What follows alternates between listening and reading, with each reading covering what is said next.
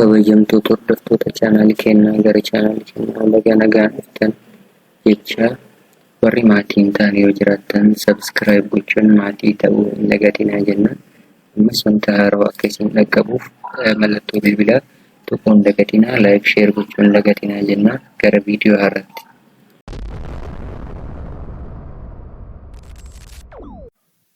Egaa har'a kan ilaallu gaafii COC Operate Database Application paartii sadaffaa isaa jechuudha. Paartii jalqabaaf lammaffaa warri ilaallee jiraattan gubbaarra liinkii isaa yookiin ammoo jala liinkii isinii kenna seentanii ilaaluu dandeessu. Yeroo darbe ilaallee turre query bal'inaan haala kamiin select goonee baafachuu dandeenya kan jedhu koodii irratti depend taanee yookiin seksii irratti akkasuma dipaartimentii irratti haala kamiin select gochuu dandeenya yookiin retrieve goonee fayyadamuu dandeenya kan jedhu ilaallee turre. Egaa har'a immoo kan ilaallu gaafii ittaan create form for student kan jedhu kana ta'a jechuudha. Haala kamiin foormii teebilii studentiif uumuu dandeenya kan jedhu ta'a jechuudha. Foormii uumuuf immoo yeroo makamoo isa deemna create kan jedhu irra deemne form wizard kan jedhu deemna jechuudha. Form wizard click goone bira jalqaba maal filanna teebilii kam kan jedhu filanna jechuudha. Mallattoo tana tunne teebilii kamiin student irraa waan jedhamneef studentii click goone. Studentii yoo click goone warroota field name isa keessa jiru hundaa nu fida jechuudha bifa kanaan. Egaa nu fidee maal goona tokko tokkoon maal goona select goona jechuudha fiildii barbaadnu san bifa kanaan select gochuu dandeenya. Yoo barbaanne hunda al tokko gochuudhaaf ishee tana finne hunda select gochuu dandeenya jechuudha. Akkasuma hunda select gochuu barbaanne bifa kanaan deeffanna. Ammaaf ammoo kan barbaadu department level fi ammaasii qofa barbaada jecha isaan kanneen waan hin barbaanneef ni dhiisa zen kanneen qofa akka naaf fudhatu waan barbaaduuf isaan irratti dhiise next jedhaan jechuudha.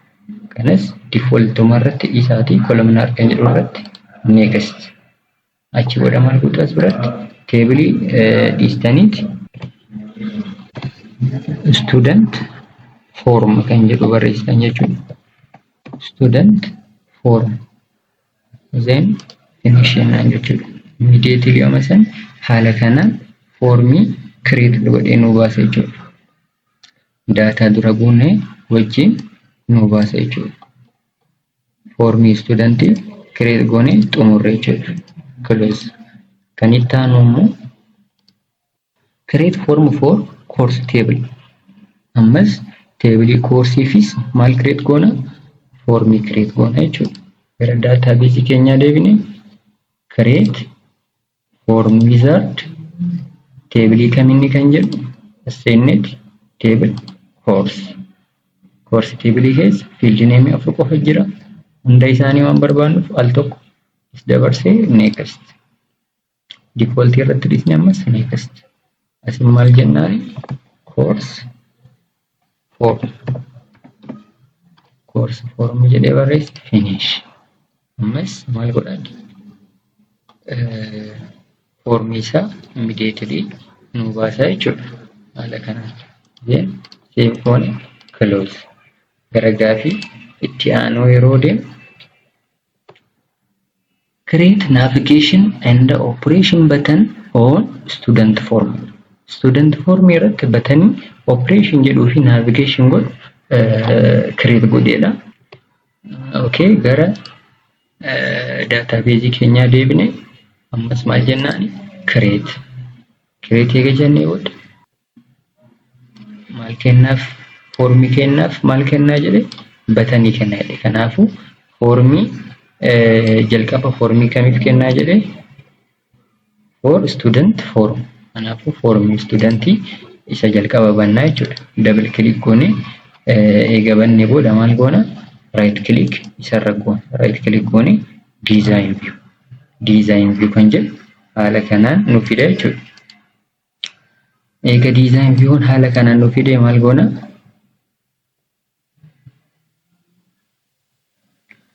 ishee kana asitti bal'ifachuu dandeenya. Kanas select gooneeti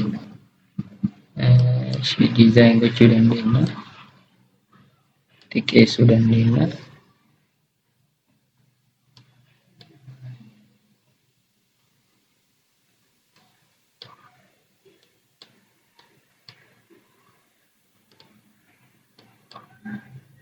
Okay. Batanii create gochuuf immoo maal goona? Ishee kanas xiqqeessuu dandeenya.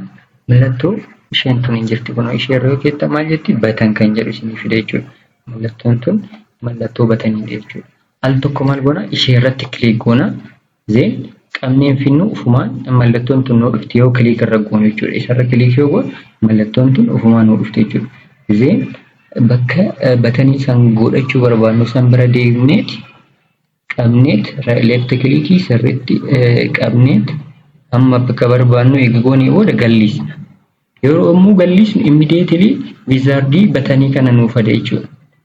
Kanaafuu kan nu barbaannu kaminni navigation fi operation dha jechuudha. Navigation button and operation button kan jedhu. Navigation keessaa fakkeenyaaf first record kan barbaadan gochuu dandeettu. First record kan jedhu isarra click goonee next. Then text immoo picture kan jedhu jira. Picture waan barbaadu fanama picture marra dhiise next. Then finish picturing bifa kanaan nu fida jechuudha. Ammas kan itti aanu gochuu barbaade isuma click godhee as bira dhufeet maal godha? Bakka haala naa mijaa'uun godhee gadhiisa jechuudha. Yommuu gadhiisu immediately ammas naa fida kan itti aanu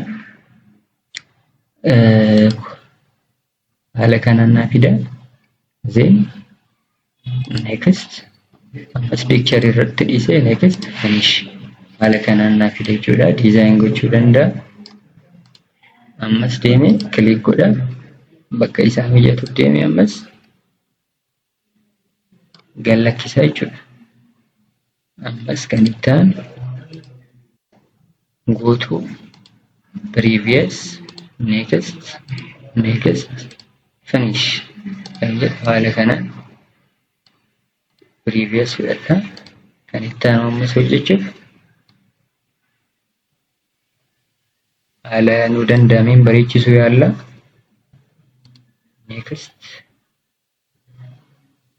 Next record next picture next finish haala kanaan design kan operation navigation xumurre jechuudha. Batanii itti aanu immoo fudhachuu barbaadu as bira dhufnuti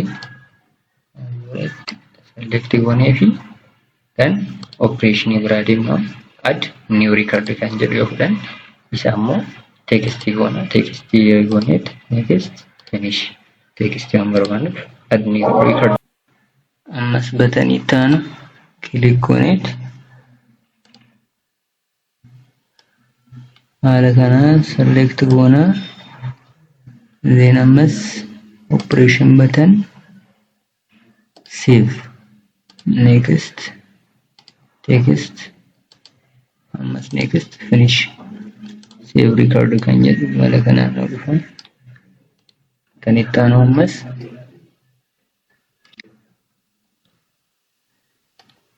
haala kanaan tolchuu dandeenya. Record operation delete record text next finish haala kanaan gochuu dandeenya. Adjust gochuu dandeenya jechuudha. Operation button fi navigationis haala kanaan gara formii keenya galchuu dandeenya jechuudha. Then view yoo jennuun haala kanaan nu fida jechuudha. Haala kanaan gochuu dandeenya. Next record 2 lammaffaa jechuudha kan asteer laalloo kan sadaffaa bifa kanaan isa dhumaa yoo laaluu barbaanne kunoo kan dhumaffaa kudhanaffaa misgaana kan jalqabaas yoo barbaanne jamaaliin bira haala kanaan fiduu dandeenya. Kan biraas ad gochuu barbaanne ad record jennee kun haarawwan fida bifa kanaan record gochuu dandeenya jechuudha. Gaafiin itti aanu ammas create navigation and operation button on the course form. Ammas formii course irras navigation fi operation batanii haaluma wal fakkaatuun irratti arguuna jechuudha. Kunuuti foormii then irratti ammas right click design view jennaani. Design view eegi jennee booda haala kanaan nu dhufa. Ishee kana wallifnee select gooneeti. Miala kanaan maal gochuu dandeenya? Xiqqeessuu dandeenya jechuudha. Then batanii keenya bira deemnee click. Then bakka isaa specify goonaan deemmoo gadhiisnu wizardiin nu dhufa. Okay, go to first record, next picture irratti, next finish. Ammas kan itti aanuuf click gooneeti. Go to last record, next finish. Haala kanaan design goonaan kan itti aanu ammas bakka select goonee fi go to previous, next finish. Ammas kan itti aanu select goonee wanti beekuu qabdan select sima tokko tuttanii achi qabdanii fiduun isin barbaachisu jechuudha. Click yommuu gootan immediately mallattoo saayinii pilaasii fi boksiituun isinii dhufte jechuudha. Yeroo san bakka specify haa gootaniif jechuudha.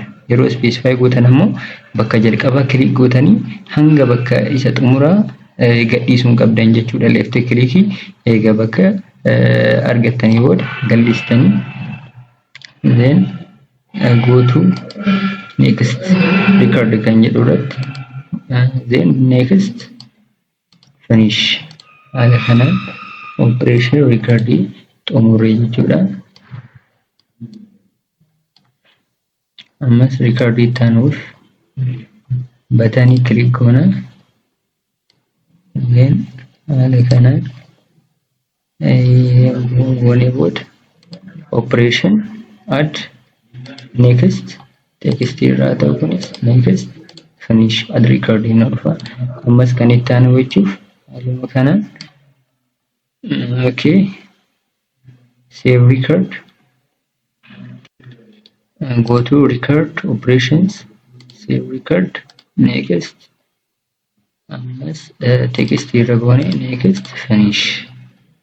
Ammas kan itti aanu jechuuf deemneeti select goone operation delete record, next text irra goone next finish.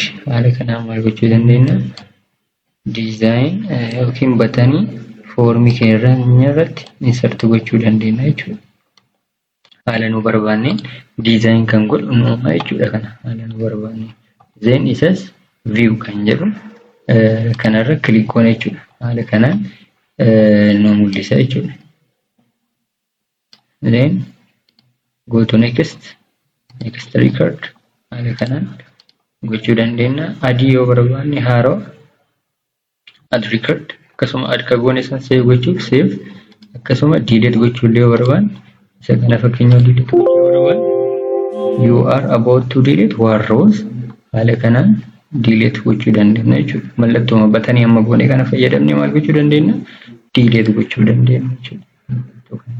Then data keenya isa biratti insert goona asumatti add jenneeti data haaluma kanaan insert godhaa deemuu dandeenya jechuudha. Bakki data insert itti goonu foormii irra ta'a jechuudha. Okay, haala kanaan eegalee close jennaani gara gaafii itti aanu deemna jechuudha. Gaafiin itti aanu maal jedha? Create report for student table. Table studentiif report create godhaa jedha. Kanaafuu gara database keenyaa deebinee create kan jedhu deemna jechuudha. Then report wizard kan jedhu jira.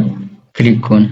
Ammas table kamii kan jedhu nu filachiisa jechuudha. Table student barbaanna waan ta'eef student jechuudha. Field name seenuu barbaadu galchina jechuudha. Photo amma hangasii waan barbaaduuf kanuma irratti hin geessa jechuudha. Next then ishee kana check gochuu dandeessanii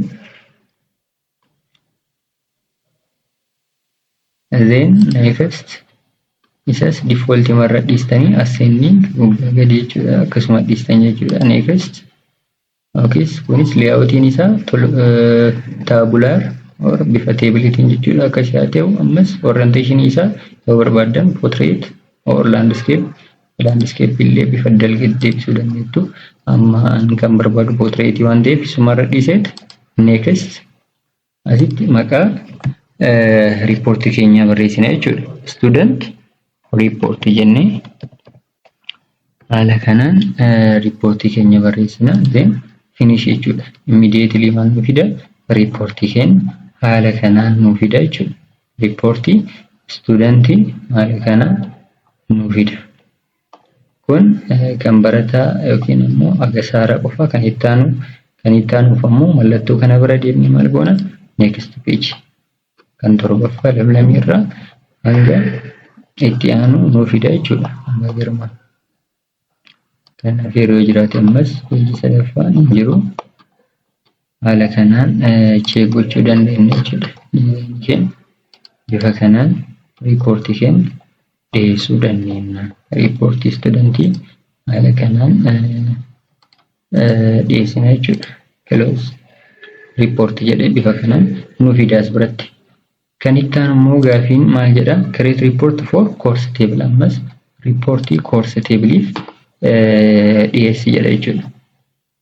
Kanaaf ammas create jennee report wizard course table irra jira default then hundumaa dabarsee kee next then next ammas next kanas okay layouts isarrumatti dhisna next course what report finish eeguu jennuun haala kanaan reportii keenya nu fida jechuudha. Then haala kanaan reportii keenya dhiyeessuu dandeenya hojjechuu dandeenya jechuudha. Save close okay gaafii hundumaa kanumaan xumurree jiraadha. Gaafii yommuu qabaattan komantii jalatti nu barreessuu dandeenya. Akkasuma viidiyoon kun fayyadaa jettanii yoo kan yaaddan ta'e subscribe gochuun hin dagatinaa. Akkasuma mallattoo bilbilaas tuquu hin dagatinaa. Maaliif yoo jettan wantoonni haaroon nu gallakkisnu immediately isin bira ga'a jechuudha haala notification. Akkasuma hiriyoota keessaniif fayyaduu danda'a waan ta'eef yookiin rakkachuu danda'an bakka kanatti gaafii si hojjetan isaaniif share gochuu hin dagatinaa. Galatoomaa. Bye.